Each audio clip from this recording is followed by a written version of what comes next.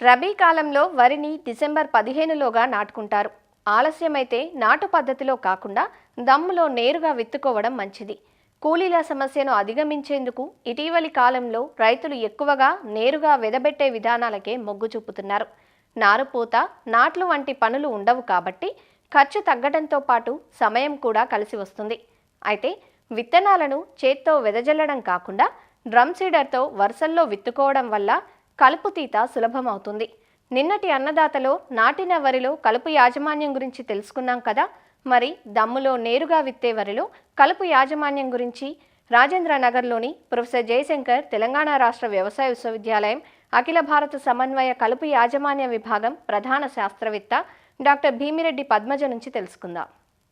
మన తెలుగు రాష్ట్రాలలో ముఖ్యంగా రబీ కాలంలో రైతు సోదరులు ఎక్కువగా వరిని దమ్ములో విత్తే పద్ధతిని ఆచరిస్తున్నారు.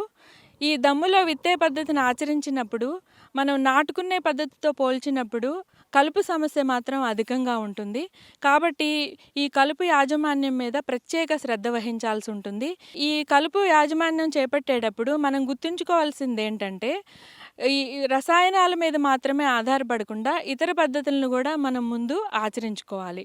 అవేంటంటే, దమ్ము చేసిన తర్వాత సింగిల్ సూపర్ ఫాస్ఫేట్‌ని గనక ఏసుకుని ఒక 10 రోజులు దమ్ములో మురగనిచ్చినట్లయితే గనక ఈ కలుపు ముఖ్యంగా ఊద, తుంగ, అలాగే ఈ మధ్య కాలంలో ఎక్కువగా దారుగా అనే కలుపు మొక్కలు కూడా ఎక్కువగా ఆశిస్తూ ఉన్నాయి. ఇవి శాఖీయంగా ఎక్కువగా స్ప్రెడ్ అవుతూ ఉంటాయి కాబట్టి ఈ శాఖీయమైన భాగాలు, అలాగే కొన్ని రకాలైన కలుపు మొక్కల విత్తనాలు ఇవన్నీ కూడా దమ్ములో ఉన్నప్పుడు భూమిలో బాగా మురిగిపోయి భూమిలో కలిసిపోవడం వలన కొంత వాటి యొక్క ఉధృతి అనేది తగ్గుతుంది. పంటను విత్తుకున్న తర్వాత కొన్ని రకాలైన కలుపు యొక్క రసాయనాలను వాడుకోవచ్చు. అందులో ముఖ్యంగా 2 రకాలుంటాయి. విత్తిన వెంటనే వాడుకోదగిన కలుపు మందులు, అలాగే మొలిచిన తర్వాత 15-20 రోజులు అంటే కలుపు మొక్కలు 2-4 ఆకుల దశలో వాడుకోదగిన కలుపు మందులుంటాయి.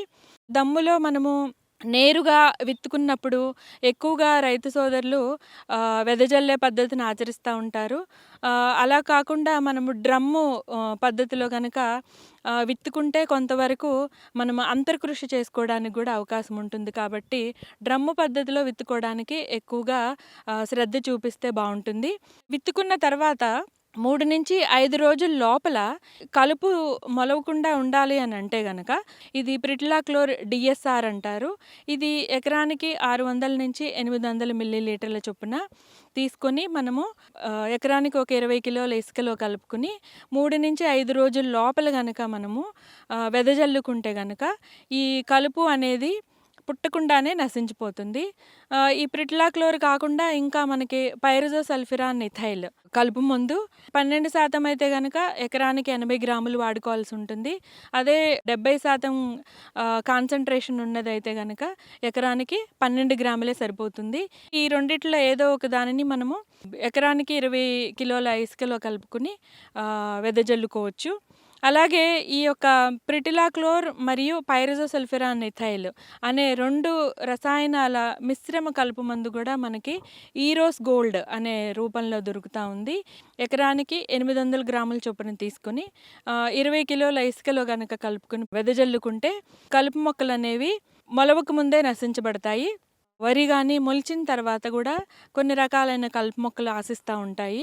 ఈ యొక్క రసాయన మందులు వాడుకోవడానికి అత్యంత అనుకూలమైన సమయము కలుపు మొక్కలు 2-4 ఆకుల దశలో మాత్రమే వాడుకోవాలి.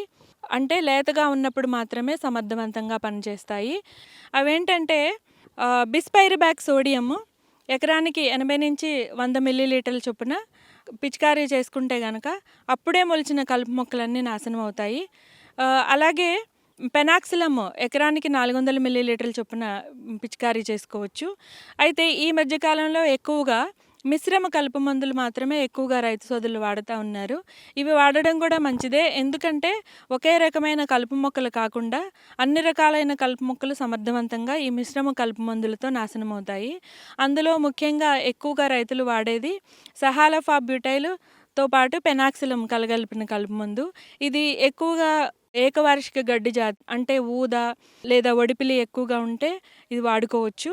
అది ఎకరానికి 800 మిల్లీలీటర్లు లేదా ట్రయాఫోమోన్ ఇథాక్సీ సల్ఫిరాన్ 2 కలిపిన మిశ్రమ కలుపు మందు కౌన్సిల్ యాక్టివ్ ఎకరానికి 90 గ్రాములు లేదా మెట్సల్ఫిరాన్ మిథైల్తో పాటు క్లోర్మిరాన్ ఇథైల్ ఇది ఆల్మిక్స్ ఎకరానికి 8 గ్రాములు.